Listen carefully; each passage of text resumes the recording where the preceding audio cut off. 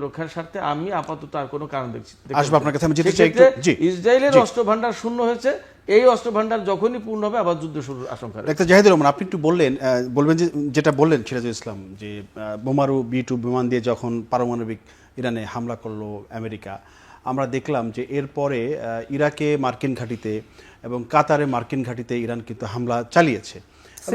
হ্যাঁ, এবং এই হামলা কবে, কখন, কিভাবে হবে সেই ইনফরমেশন কিন্তু কাতার এবং আমেরিকাকে ইরান দিয়েছে আগে। তাহলে এই হামলার দরকার কি ছিল? ওই যে আমি সিম্বলিক শব্দটা বললাম। তার আগে ভাইয়া যেটা বললেন, এখানে একটা খুবই যৌক্তিক সমস্যা আছে। মানে ইসরায়েলের অস্ত্র শেষ হয়ে গেছে, তাই ইসরায়েল সিজফায়ার চায়, আবার অস্ত্র জমা করে অ্যাটাক করবে। তো ইরান কি এত বোকা, সে সিজফায়ারে ঢুকলো এবং ইরানের কোনো প্রবলেম নাই, সে সিজফায়ার মেনে নিল? ইসরায়েল যদি অস্ত্রের সংকটেই থাকে, আচ্ছা, ইরানের যদি কোনো সমস্যা না থাকে, ইরান তো এই সময় পেলাম তাকে আমি অ্যাটাক করে আরো চাপে ফেলে দেবো। কারণ ইসরায়েল মানে এইবারে আমি স্পর্শপর করে দেব এরকম কিছু না, ইরানের এখানে কতগুলো পলিসি আছে। আমি একটু শেষ করি, আপনি আবার বলবেন। তার মানেটা, এবং ভাইয়া যেভাবে বলছেন ইসরায়েল তার অস্ত্র আবার নতুন করে বানিয়ে আবার অ্যাটাক করবে, সো ইসরায়েল আবার বসে থাকবে ওই অ্যাটাক পাওয়ার জন্য, এটা খুব যৌক্তিক না। আসলে আমি শুরুতে যে কথাটা বলতেছি, এখনো আবার বলছি।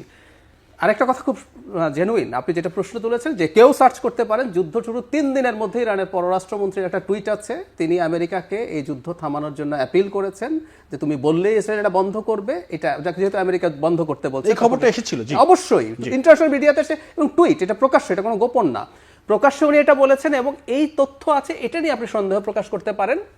সে আর কোনো দেশকে মধ্যস্থতাও করতে বলেছে আমেরিকার সাথে, দরকার নেই, কিন্তু টুইটই আছে। আচ্ছা, আমি যে কথাটা বলতে যাচ্ছিলাম সেটা হলো, আসলে দুই দেশ পরস্পরের প্রতি, কারণ যুদ্ধ যে জায়গায় এসে দাঁড়িয়েছে দুই দেশের পক্ষে, ইরানের পক্ষে খুব লম্বা সময়, আপনি স্ট্যাটিস্টিক্স নিলেই দেখবেন ইরান প্রথম রাতে 100-র বেশি ব্যালিস্টিক মিসাইল লঞ্চ করেছে, 100-র বেশি ফায়ার করেছে ব্যালিস্টিক মিসাইল প্রতিদিন। ওটা কমতে থাকছে। আমি বললাম তো আপনার স্টক পাইল অনেক বেশি না, আবার আপনাকে রাখতেও হবে, কারণ আপনাকে অল আউট অ্যাটাক করে ফেলছে কিনা।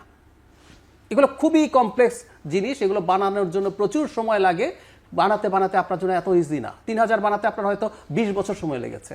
এই হচ্ছে পরিস্থিতি। তো সেজন্যই বলছি, প্রত্যেকেরই নতুন করে যুদ্ধ চালিয়ে যাওয়ার মতো পরিস্থিতি এই দুই দেশের কারোই ছিল না। সো উভয়ই চেয়েছে সিজফায়ার হোক। আর ট্রাম্পের একটা সুবিধা যেটা হয়েছে একটু বলি, ট্রাম্পের ইনসেন্টিভ ছিল, ওনাকে আক্রমণটা করতে হয়েছে, উনি না করলে পছন্দ করতেন, কিন্তু আমরা জানি যে জায়নিস্ট লবি খুব শক্তিশালী, এবং তার রাইটিস্ট যারা আছে, তার দলের একাংশ বিরোধিতা করেছে, কিন্তু রাইটিস্টদের চাপ ছিল।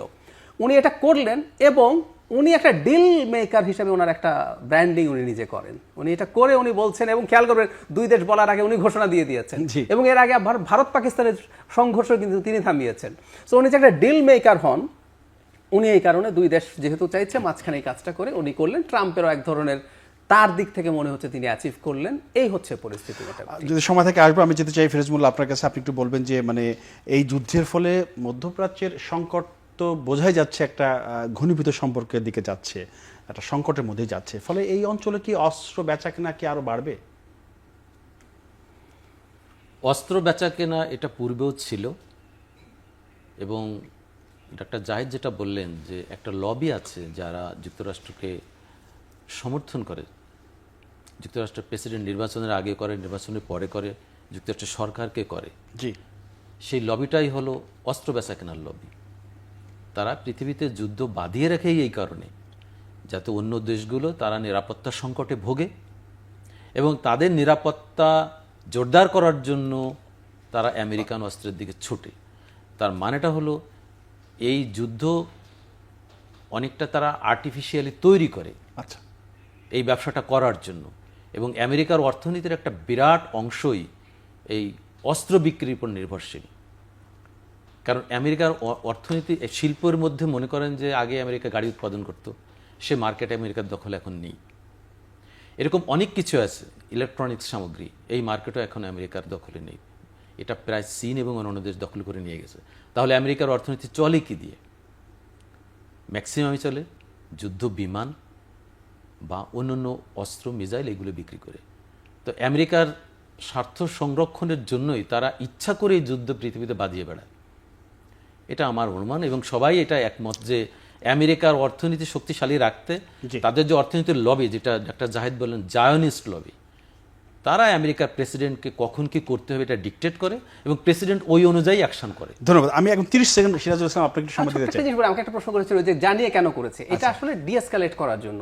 আগেও একবার কাসেম সুলেমানিকে হত্যার পর ইরান করেছিল, মানে আমি আসলে খুব বেশি তোমাকে বেশি অ্যাটাক করছি না, আমি ঝামেলা করতে চাই না, আমি শান্তির দিকে যাচ্ছি, কিন্তু আমি আবার তুমি যেহেতু আমার মাটিতে অ্যাটাক করেছো, আমি তোমাকে একটু অ্যাটাক না করলে আমার প্রেস্টিজ থাকে না, এটা এইরকম একটা ব্যাপার। আচ্ছা সিরাজুল ইসলাম ছোট করে একটু বলবেন, সেটা হচ্ছে যে আমেরিকা কিন্তু আবারও তেহরানকে পরমাণু অস্ত্র নিয়ে আবারও আলোচনার প্রস্তাব দিয়েছে। আমরা জানি যে এর আগে 4 দফা আলোচনা হয়েছে, সেই আলোচনার মাঝখানে কিন্তু আক্রমণ হয়েছে বা যুদ্ধ বেঁধে গেল। এই আলোচনায় কোনো আশার আলো দেখবেন? কোনো আশার আলো আমেরিকার সাথে ডোনাল্ড ট্রাম্প যেভাবে চাচ্ছে সেই রকম ভাবে ইরান চুক্তিতে যাবে না, জি। এবং সেই কারণে কোনো আশার আলো নেই। আর একটা জাহিদ ভাই যেটা বললেন যে এ তো পাতানো খেলা হচ্ছে না ইরান এবং এই আমেরিকার ভিতরে, এতটা মিলেমিশে যুদ্ধ হয় না। এবং ইরান এবং আমেরিকা ইসরায়েল তারা জানি শত্রু। ইরান 1979 সালে বিপ্লবের পরে একদম প্রকাশ্য ঘোষণা দিয়েছে ইসরায়েল এবং আমেরিকা তার শত্রু, অতএব সেই শত্রুর মোকাবেলায় এবং এরকম বলে কয়ে যুদ্ধ হচ্ছে ব্যাপারটা তা না, বরং মার্কিন ঘাঁটি যে উড়িয়ে দিয়েছে ইরাকে, আইন আল আসাদ ঘাঁটি কাসেম সুলেমানি হত্যা করার পর ইরান, সেই ঘটনায় আমেরিকার মানসম্মান থাকে? এতটাই বেইজ্জতি করতে দেবে সে তার সামরিক শক্তিকে এবং তার সামরিক শক্তিকে প্রশ্নের মুখে ফেলবে না? সিরাজুল ইসলাম আপনাকে অসংখ্য ধন্যবাদ জানাচ্ছি ডাক্তার জাহিদুর রহমান এবং মোহাম্মদ ফিরোজ মোল্লা, তিনজনকেই ধন্যবাদ জানাচ্ছি। দর্শক, অনুষ্ঠান একদম শেষ পর্যায়ে এসে গেছি। যাবার আগে শুধু একটু বলতে চাই যে এই যুদ্ধে কে জিতলো কে হারলো সেই অঙ্কটা জটিল, তবে এটা নিশ্চিত যে এই যুদ্ধের ফলে বিশ্ব মানবতার একটা পরাজয় হয়েছে, এটা নিশ্চিত করে বলা যায়।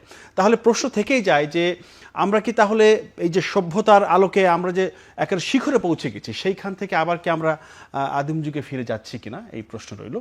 আগামীতে নতুন কোনো বিষয়ে আমরা কথা বলবো। সে পর্যন্ত সবাই ভালো থাকবেন, নিরাপদে থাকবেন। সবাইকে ধন্যবাদ। শুভরাত্রি।